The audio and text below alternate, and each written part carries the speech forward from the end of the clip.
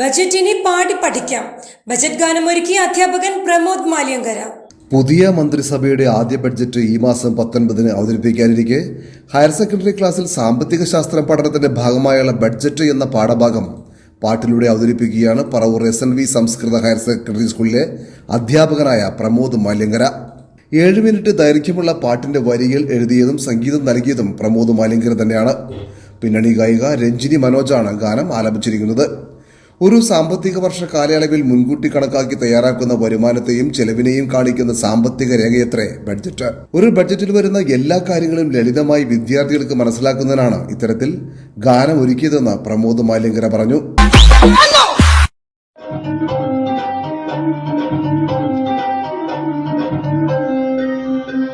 ഒരു സാമ്പത്തിക വർഷ കാലയളവിൽ മുൻകൂട്ടി കണക്കാക്കി തയ്യാറാക്കുന്ന വരുമാനത്തെയും ചെലവിനെയും കാണിക്കും സാമ്പത്തിക രേഖയത്തെ ബഡ്ജറ്റ്. ഗവൺമെന്റ് ബഡ്ജറ്റിൽ 2 ഭാഗങ്ങൾ: വരുമാന അക്കൗണ്ട്, മൂലധന അക്കൗണ്ട്. റവന്യൂ വരുമാനങ്ങളും ചെലവുകളും അടങ്ങുന്നതാണ് റവന്യൂ ബഡ്ജറ്റ്.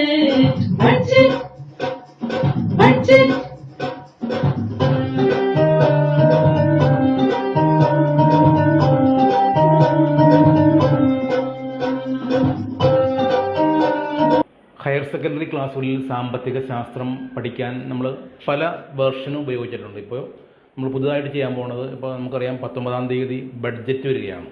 ആ ബഡ്ജറ്റ് എന്ന പാഠഭാഗം നമുക്ക് ഹയർ സെക്കൻഡറിയിൽ എക്കണോമിക്സിൽ പഠിക്കാനുണ്ട്. അപ്പോൾ ബഡ്ജറ്റിന് മുമ്പായിട്ട് കുട്ടികൾക്ക് എന്താണ് ബഡ്ജറ്റ്, ഈ ബഡ്ജറ്റിൽ വരുന്ന കാര്യങ്ങൾ എന്തെല്ലാമാണ്, ബഡ്ജറ്റിൻ്റെ ഭാഗം എന്തൊക്കെയാണ്, എത്ര തരം ബഡ്ജറ്റുണ്ട്, നികുതി വരുമാനം, നികുതിയേതര വരുമാനം, അങ്ങനെയുള്ള എല്ലാ കാര്യങ്ങളും ഒരു പാട്ട് രൂപത്തിലാക്കിയിരിക്കുകയാണ്. ഈ പാട്ട് കേട്ടാൽ, ഈ പാട്ട് പഠിച്ചാൽ കുട്ടികൾക്ക് എന്താണ് ബഡ്ജറ്റ് എന്ന് കൃത്യമായി അറിയുന്നതിന് വേണ്ടി ഈ ബഡ്ജറ്റിന് മുമ്പേ തന്നെ ഈ പാട്ട് നമ്മൾ ഇറക്കുകയാണ്. ഈ പാട്ട് കേട്ട് കഴിഞ്ഞാൽ, ഈ പാട്ട് പഠിച്ചു കഴിഞ്ഞാൽ ബഡ്ജറ്റുമായി ബന്ധപ്പെട്ട എല്ലാ കാര്യങ്ങളും ഈ പാട്ടിൽ നിന്നും കുട്ടികൾക്ക് മനസ്സിലാകുകയും കുട്ടി കൃത്യമായി അത് ആൻസർ ചെയ്യാൻ കഴിയുകയും ചെയ്യും.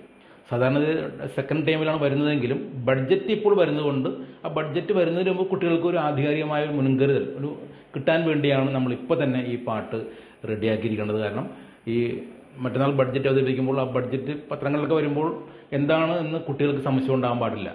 അപ്പോൾ അത് ഒരു പാട്ട് രൂപത്തിൽ എല്ലാ ബഡ്ജറ്റിൽ വരുന്ന എല്ലാ കാര്യങ്ങളും, പഠിക്കാനുള്ള കാര്യങ്ങളെല്ലാം ഒരു പാട്ട് രൂപത്തിൽ നമ്മൾ തയ്യാറായിരിക്കുന്നു. ഈ പാട്ടും പാടി ബഡ്ജറ്റിനെ കുറിച്ച് പഠിക്കാം. ഇതാണ് ഇപ്പോഴത്തെ പുതിയ ഒരു